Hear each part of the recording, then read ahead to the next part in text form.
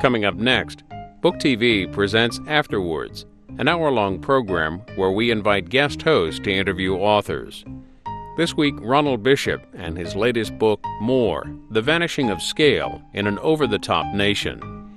In it, the communications professor and former journalist explores what he believes is a tendency in American culture to engage in addictive, fanatical, and overly passionate behavior. He argues that the media play a big role in promoting the detrimental tendency. He discusses his theory with cultural commentator and author Deborah Tannen.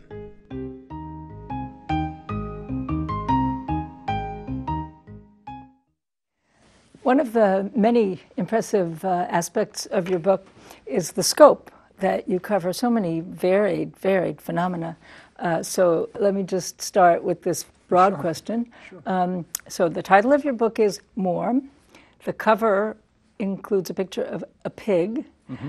And among the topics that you cover are multiple births, pressure on women to breastfeed, and in general the pressure for intensive parenting, right? Devote entirely to your kids. Right. Testing and the whole field of education and how everything is judged now by this hyper testing. Athletes and how they are under pressure or expected to be completely devoted to their sport. The addiction metaphor and how people both overuse that and use the expression of drug of choice in so many different contexts.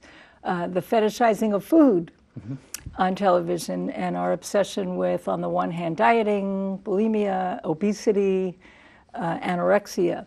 Our obsession with home renovation, that's another whole set of TV shows, right? You've got the food shows and then you've got the home renovation shows.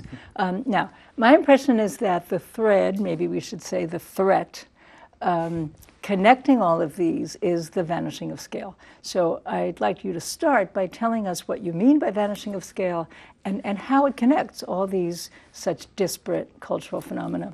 Well, I guess to begin with, I think what we're seeing in all of those things, the thing that I guess connects all of those, is the idea of the media's approach to telling stories about those things, about multiple births, about helicopter parents, about the experience of pro athletes or even amateur athletes, the expectation that they're supposed to be devoted to their sport. Excuse me. The idea is quite clear, I think, in how the media tell these stories, that if you are to occupy, I guess, time or space in the media narrative in order to become part of, what we see every day, read every day, surf every day online, you have to be, your desire to do something, your achievements have to sort of be over the top. They have to be of a larger scale than typical, or in the example you raised about sports fans or sports participation, it's not enough to be just a casual fan of a team. You can't just go to games and sit and maybe do a wave or two and maybe buy a few souvenirs. It's expected and confirmed or affirmed by the media narrative that you have to be the foam finger wearing, super fan that attends every tailgate party and buys every last, drop of gear that a team puts out, that follows his or her team very diligently. And then, as a maybe somewhat negative offshoot of that, if your team does poorly or you feel as though your allegiance hasn't been justified, you sort of retain the right to act in a very aggressive fashion. So we see lots of news stories about fans who go a little bit overboard in their zealousness for their favorite team. I was reminded, as you were saying that, of the Cleveland Browns and the Dog Pound, which is a section of fans that attend every game. And in Philadelphia, near where I am from, Eagles fans are expected to be, very knowledgeable, but also very vociferous, and have actually, thrown ice balls at opposing coaches and booed players who were injured on the field. It's sort of this expectation, again, built on the idea that the media sort of select certain stories or certain narrative elements to present to us, that if you're going to capture attention, it has to be through an over-the-top behavior of some kind. So do you feel that the representation of the fans who are throwing things and over the top that way. Is that a positive representation, or?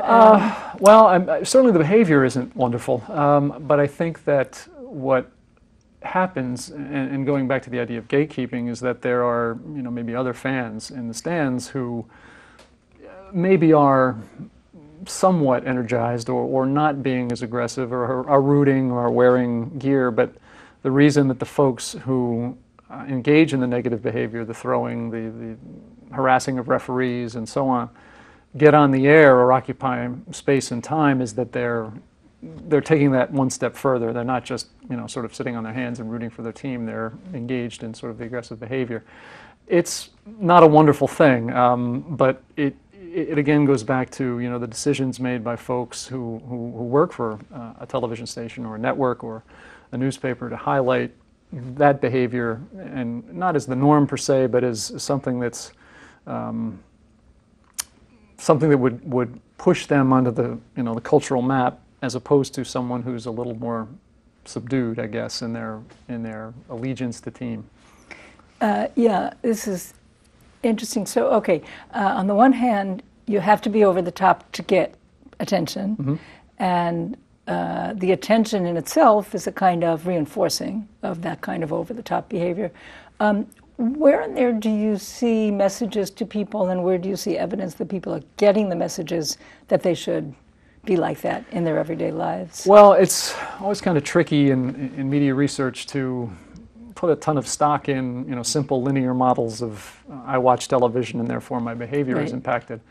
But I mean, I think we can say fairly confidently that when the agenda setting model of in communication suggests that it's not so much being taught what to think, but what to think about. It puts certain behaviors and ideas sort of on our radar screen, on our agenda, and so then we come to see them almost as normal or typical behaviors that we, going back again to the sports example, we come to think of perhaps every fan as being that uber fan, I guess, or super aggressive fan. That it's not a straight linear impact, I don't think. But if those are the only versions of fanship, if that's a word, I guess, that we see through all of these sources, and a widening range of sources to be sure in sports, then the ideas or the models of fan behavior that are excluded sort of recede.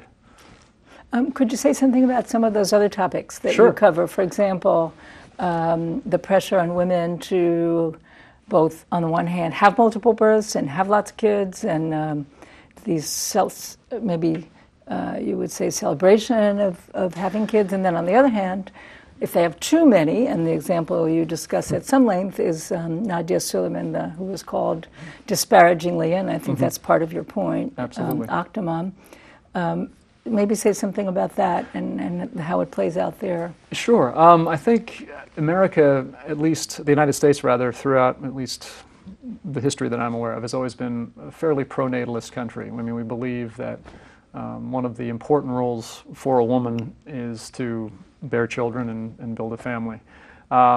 The couple of the examples that I talk about also earlier in that same chapter, the Dion quintuplets in Canada back in the, I believe it was the 40s or the 40s. They were born in the 30s. Born in the 30s, but most of the... Became big in the 40s. Exactly. The hype, certainly on a scale similar at least, if maybe not as intense, to the Octomom and her coverage.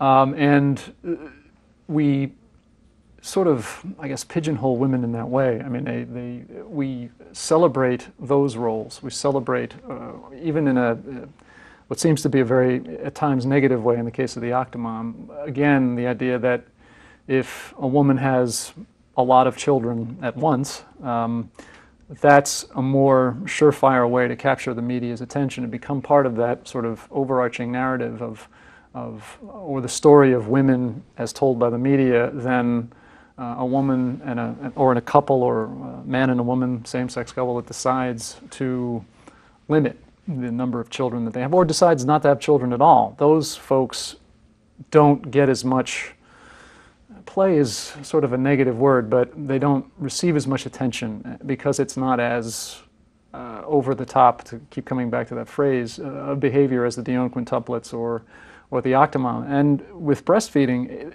nothing, I want to certainly make clear that I'm